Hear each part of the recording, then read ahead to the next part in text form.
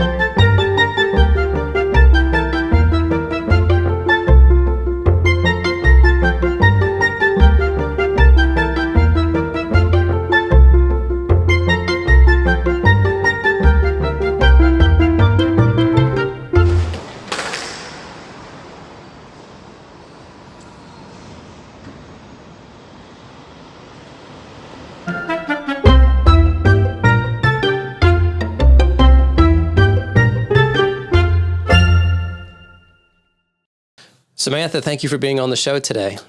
I'm so happy to be here. Thank you for asking me. Oh, you're so welcome. I'm glad we can make this happen. And just for the viewers, a lot of people don't know who you are and what you do. So why don't you introduce yourself? Okay. So my name is Samantha Tojino. I'm a doctorate nurse practitioner. I'll go down my little LMNOP initials. I'm nationally certified as a family nurse practitioner. I'm a fellow with the International Society for the Study of Women's Sexual Health. I am nationally certified menopausal practitioner, and I am board certified with the American Academy of Anti-Aging Medicine and the Metabolic Medical Institute for Functional and Integrative and Anti-Aging Medicine. That is the longest title of the last one, especially. I don't know if you repeat that several times, but that's pretty impressive. So just for the record, I'm glad we're talking about sexual health today because I only have 2 children, so I've only had sex twice. I can believe. I don't know if I'm going to believe that. Well, here's the thing: is when I was a kid, and you realize I've got me and my brother. And you learn about sex. You're like, oh, my parents had sex twice. Right. So there's a friend of mine who actually has twins. Mm-hmm. So he's only had sex once. Yeah. Right. I won't say names. Sad. This is a very, confidential type things, but his initials are Troy Austin. So anyway, also the goal, I think, of this episode is to make our producer, David Bash, as embarrassed and red-cheeked as possible. For some of you who don't know David, even though he may be in his late 20s, maybe early 30s, it's hard to tell. He's kind of androgynous anyway. But he really looks like he's 17, but I'm hopeful he's going to get really embarrassed during this whole conversation. He may. But I opened this up to Facebook, and I was telling people, hey, we're going to have Samantha on. Give me a litany of questions that you've always wanted to know from her and things like that. So, I told him, I said, listen, I will guarantee your anonymity and confidentiality in this. So I thought I would just start with a simple question, and probably the most important question is the clitoris a real thing? Absolutely. As a matter of fact, the clitoris is about 16 inches long. It's longer than the male penis. And the clitoris is just what you see, the head. There's 2 cruces that go down behind the labia majora that hide. And so that part is longer than the male penis. The average male penis, just put it that way. Okay. So just for the record, Jason Rugerberg, the clitoris is real. So what are some of your patients' most common concerns? Common concerns are the menopausal patients coming in with hot flashes, memory changes, hair loss, weight gain, skin changes, urinary tract infections or frequency, urgency, getting up at night, going to the bathroom, all that stuff. And then some women come in and they're just not feeling it anymore. They don't know why. They don't know why they don't know why they don't want to have sex, but they love their partner. They're attracted to them. It's just something has changed, and it's not that they have anything against their partner. They just don't want to have sex anymore. It's the furthest thing from their mind. And so we try to turn that around. How did you get into this field? You're a smart person. You're very astute. You've gotten several, since I've known you, I think you've gotten several more degrees just because you've got the time and the drive to do it, right? But why would you choose women's sexual health? Well, first of all, I'm a woman. And secondly, men, there's so many different options on the market for sexual dysfunction, erectile dysfunction, all kinds of different treatment options. And there's urologists. But for women's sexual health, it seems to be something that people don't understand very well. People don't talk about it. There's a lot of it's more of a taboo topic. I mean, if you take, for instance, back in the 30s, it used to be called hysteria when a woman couldn't have an orgasm. But today we call it anorgasmia, or female sexual interest arousal disorder. It's a diagnosis, it's a medical condition today, where before it was just a woman was having, frustrated issues. But I wanted to be part of that change, and seeing men with all of these different issues with sexual dysfunction, there's another in urology, there's another half to that equation. When men can't have an erection, well, the wife can't have a sexual response either because they're not able to, have intercourse, but they may be able to have a healthy sexual, sexual act, but without, intercourse. And so I wanted to really help out with that and help do something about that. Yeah. It's kind of a funny cliche that women are just more complicated in general. I have a son, I have a daughter. They're just very distinctly different people, right? So do you think female sexuality is inherently a little more complicated? Well, women are thinkers, and the way we process things are different than the way a man processes things. And because of our experiences that we bring into the bedroom, I say we, the royal we, women, because of the experiences we bring into the bedroom, it causes us to think about things with the sexual act, and it can cause a neurochemical imbalance. It could be things that we bring in from our childhood. It could be from, the way we were raised, our religious views. It could be how our parents told us that sex was dirty, don't think about it, don't talk about it. Bad girls don't do that, or do that, and good girls don't do that. Mm-hmm. So there's a lot of stuff we bring into the bedroom. There could be medications people are on that cause change or an imbalance in the neurochemistry. And of course, we have excitatory neurochemicals and inhibitory neurochemicals. And if we have an imbalance and we are mostly inhibited, then we don't want to have sex. But if we're excited and we get that right balance going, then women can get excited about having sex. And they're not rock stars, but they're more receptive to invitations for sexual engagement with their partner versus saying, no, I'm good. Mm-hmm. What are the questions that you have been asked the most by your patients? Or just by people in general? Like, they know who you are, they see you in the grocery store, and they kind of pull you aside and say, hey, Samantha blank. They usually think whatever they're going through has to do with hormones.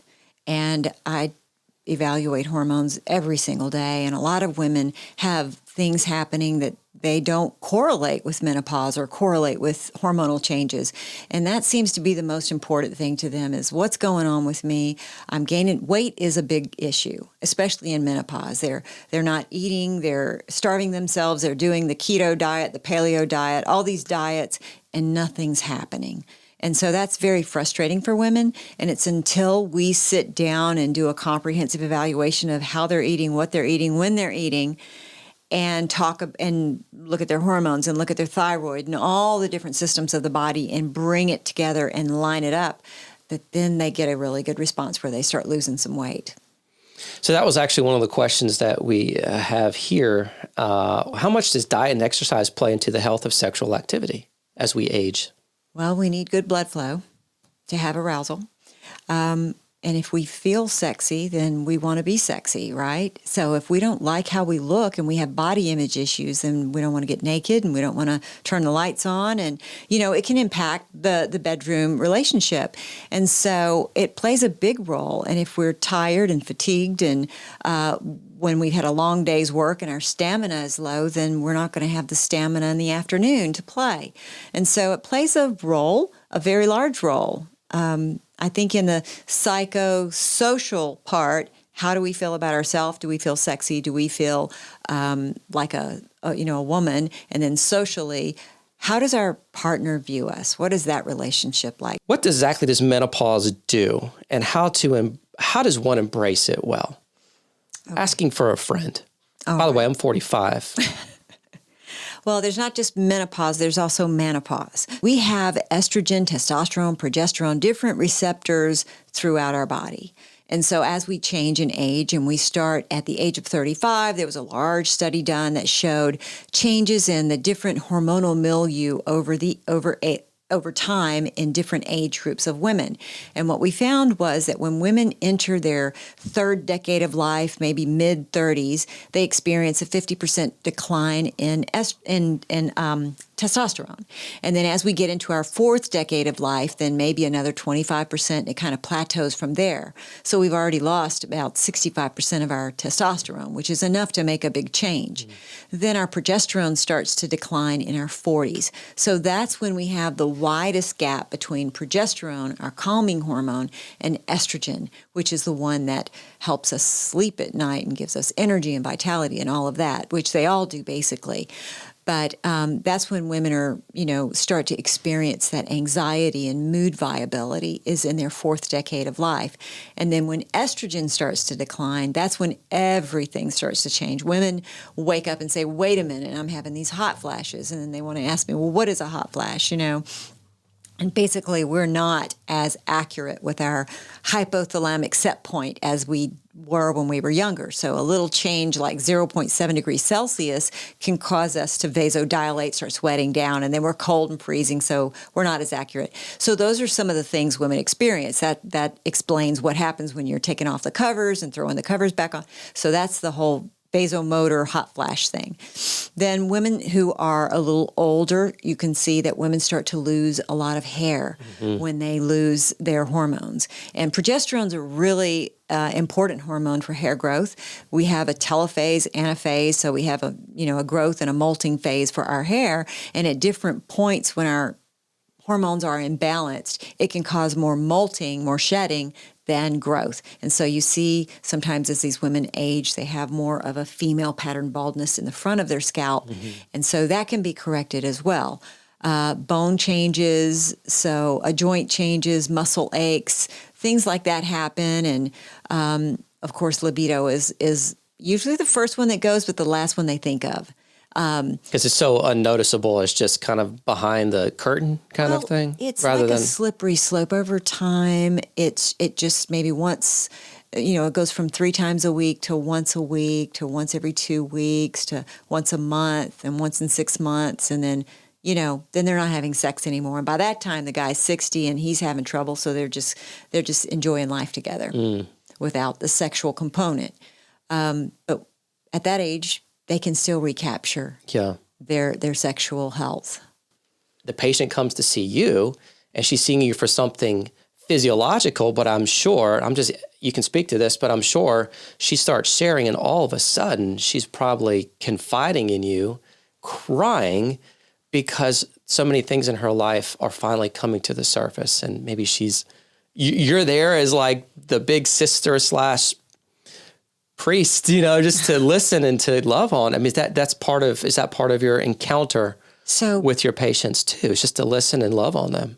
Absolutely. That's the majority of treatment, is to be able to listen and listen from an empathetic perspective and understand that this is real, what women are going through, and that they can't just have a glass of wine and relax and it's going to feel better all of a sudden, or they're going to all of a sudden have an orgasm because they had a glass of wine. it doesn't work that way with women. And it's almost like peeling back the layers and getting to the root of the problem. So when they come in to see me, I have a lot of questionnaires that women fill out. And some women come in for maybe a urological problem, and then all of a sudden they're like, well, wait a minute, why am I filling out all these questionnaires? And then all of a sudden we open them up and talk about these questionnaires, and they're like, yeah, all that's happening to me. Now it's a menopausal consult. Then it's a sexual consult. And it's a 1-hour consult. And that's what all my new patient evaluations are 1 hour. Wow. And respectively, I think it's important to respect the patient's time and address their issues in that consult. And once you do, because if you bring them in and you just deal with one thing, everything plays together like an orchestra. You have to address everything so that you can get the person feeling better. Who wants to come in and get their thyroid fixed and then come back and get their hormones done? Let's do it all at one time, and let's sit down and fix everything. And so I think that women are very appreciative of that approach. I want to commend you. That's fantastic. You spend a minimum of an hour with each of your new patients. I mean, that is literally unheard of in the medical space, but you see such a great need, and your devotion as a provider is not just to fix the biological component, but it's to really do what practitioners are trained to do, which is to move into someone's life in a healing capacity, no matter what that looks like. But your empathetic ear, your good questions, and then your follow-ups with, here's solutions. I'm walking through this with you.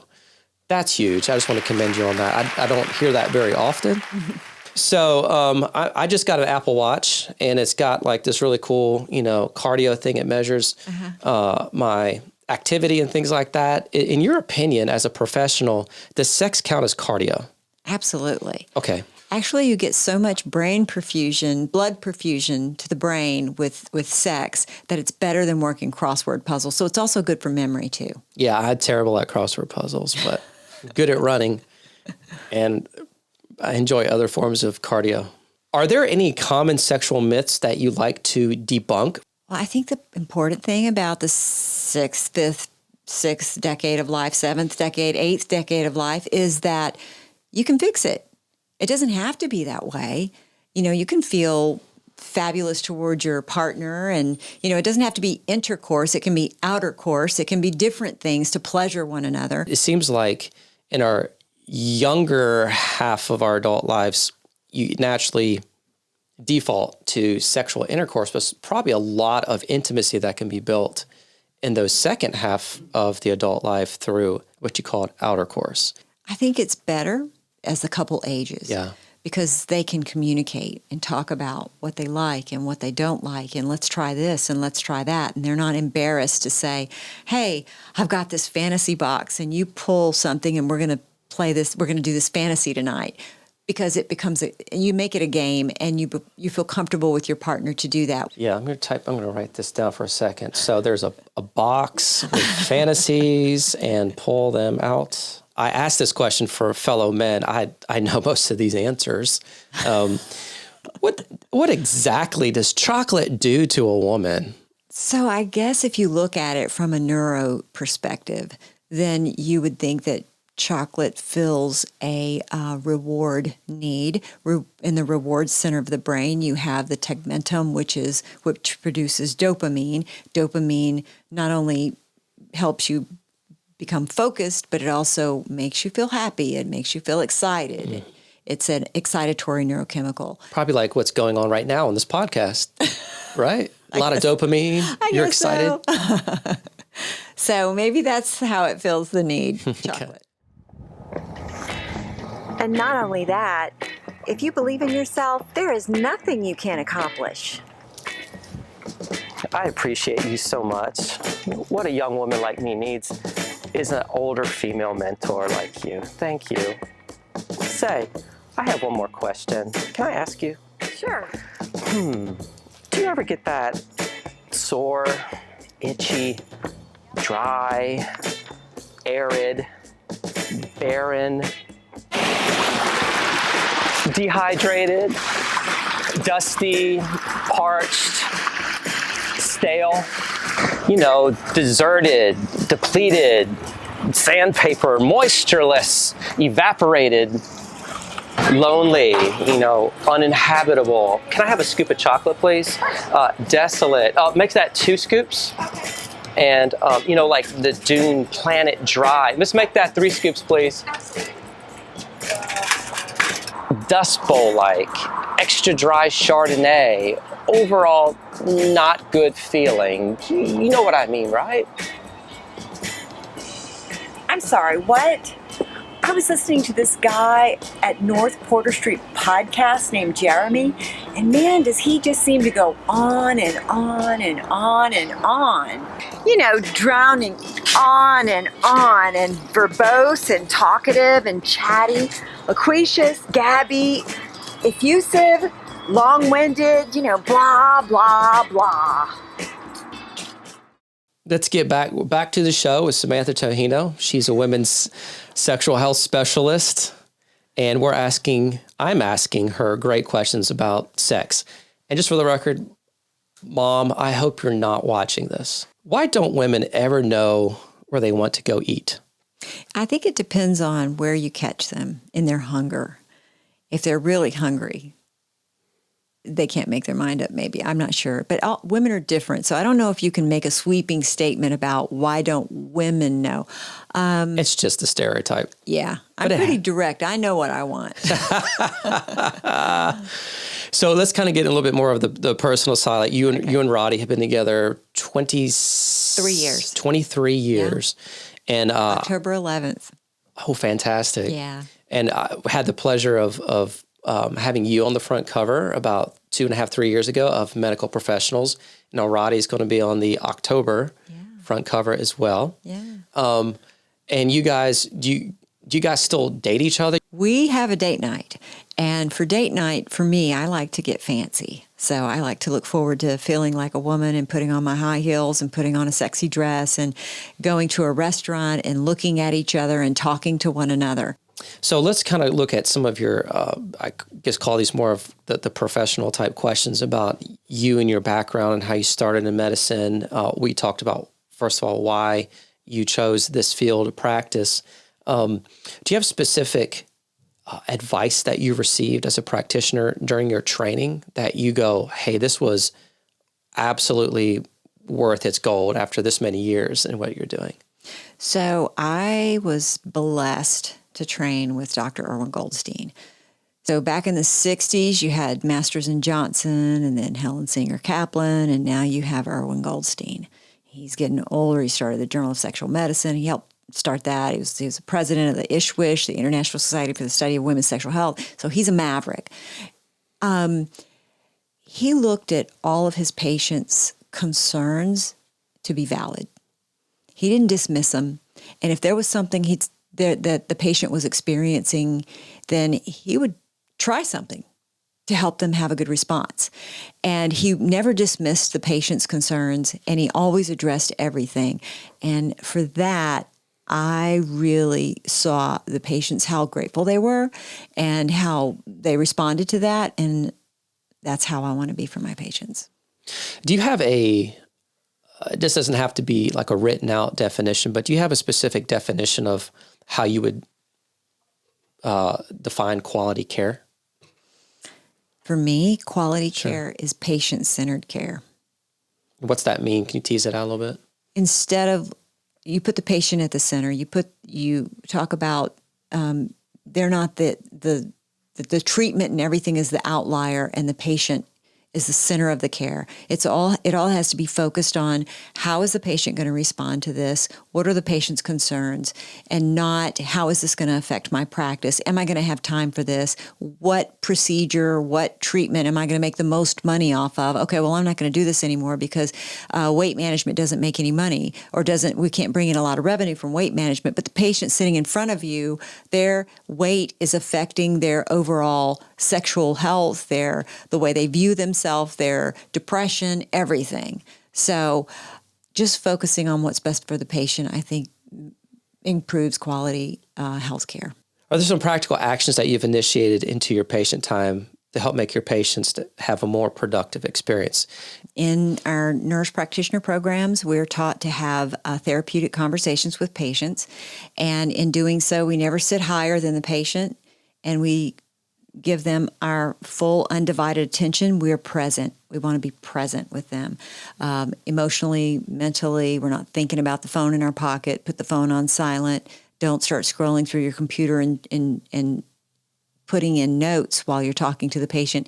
It's better to write it on paper and then go out and chart later than it is to be typing, because you can't look at the patient and type and know what you're doing. So I would have to agree. I focus on the patient and I try to address as many of their concerns as possible. So talking about your practice, can you share with us a little more about the big news about what you're doing? Yeah. So next, well, I've been planning this for about 2 years now. Yeah. We had started to, we purchased property. We had started to build a building, and because of COVID and then COVID-19 and then COVID Delta and all these, we've been put behind for probably over a year now. So I have gone ahead and leased a place, and I've moved Augusta Anti-Aging Medicine to Furious Ferry Road until our forever practice is built on Ponder Place Drive. And so I should start seeing patients next week. Schedules are full, which is a blessing. Yeah, there's a lot of need. How does a patient find you? Someone watching the show. So I have a website. It's AugustaA2M.com. And on the website, it basically tells about, explains what I do, the different services. And can someone book an appointment through the website? Absolutely. They can book through the website. They can call the number at Augusta Anti-Aging Medicine, which is 706-707-2808. And myself or the receptionist or someone will answer and make an appointment for them. We talked a lot about women's sexual health. So tell us about some of the male patients that you're seeing. Well, when I do the evaluation of a male, I do the same evaluation as I do with females. I think that men have some of the same concerns that women have about their sexual health, and they can bring things into the bedroom too that can impact their sexual response and cause them to have performance anxiety and different things that can cause them to have erectile dysfunction. And so those things are easily treatable too. Does your faith play a large role in obviously everything that you do, but how does it play a role in your job as a provider? Well, every morning when my husband, my kids, and we leave the house, we pray together and we ask the Lord to bless our day and help us to be a blessing to others. And that's what I try to do as I work. And I'll admit it, there are times when I've walked into my office and shut the door and said, Lord, I don't know what's going on with this patient, but you need to give me an answer. And lo and behold, I'll go do an exam and there it is. So it's huge. It plays a very large role in everything I do, including my job. Yeah, I love that. I'm sure your patients appreciate that as well. All right, so we are back with Samantha Tojino. And she is actually going to do something amazing for us. Oh, no. Samantha, it's technically the tail end of summertime. Oh. And I don't know if you know this song. It's one of my favorites by Ella Fitzgerald called Summertime. Oh, my goodness. And I was wondering, because you and Roddy both sing beautifully, I've heard in person. I was front row for this concert you guys did. And I was wondering if you could indulge us by singing a little bit of this song. We have a radio here. 3, 2, 1. Summertime, and the living is easy.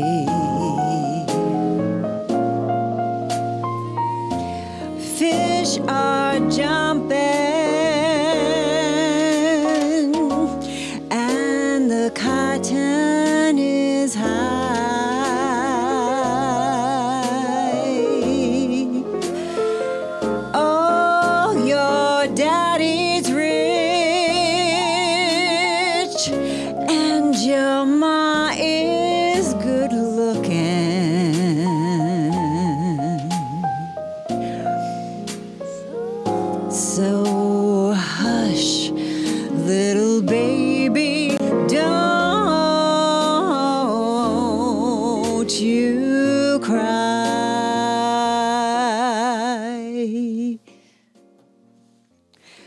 just wanted to say That's it. thank you to Samantha Tojino for being on the show. Let's give it up for her for that singing. She's amazing. Samantha, thank you so much for being on the show. Hope you had a great time. Thank you. Say bye everybody. See you. See you on the next one.